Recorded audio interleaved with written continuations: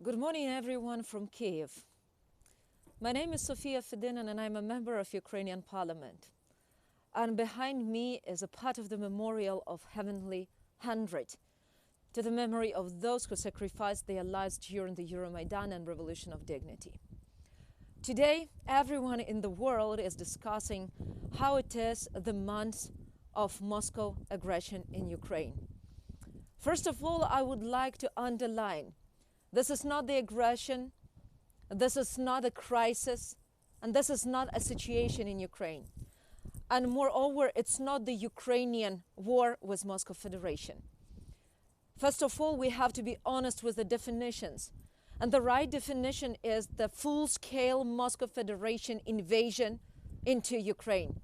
The war that Moscow Federation wages against Ukraine on Ukrainian territory. And Ukraine is only defending its right to be. It's defending its territory. And our army is defending our people. The next important point is, and I know that this is a big discussion, but it's not the month of the Moscow war against Ukraine. We can say that on the 24th of February, the full-scale invasion started, but the war started earlier.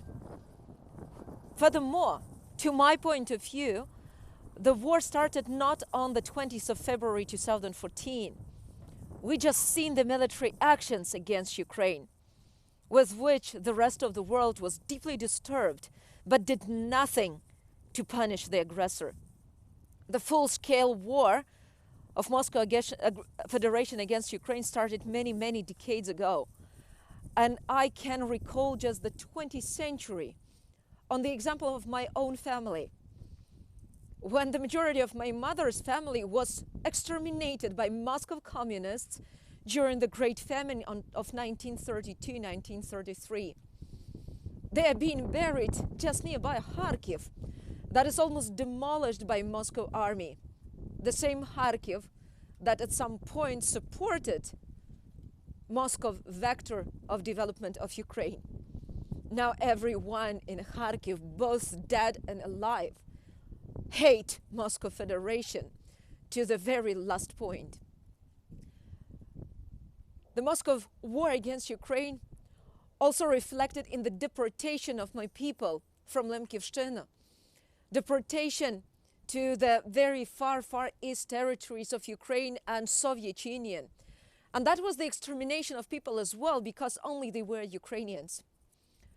The war of Moscow Federation against Ukraine, it was being waged in 1980s, when, for example, my grandfather was persecuted just because of being Ukrainian priest.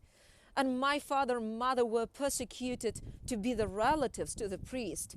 That was the time when I was born.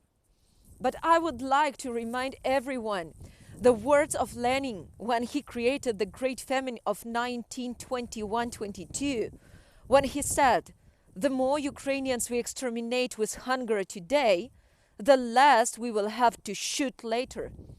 That is what Moscow reality does.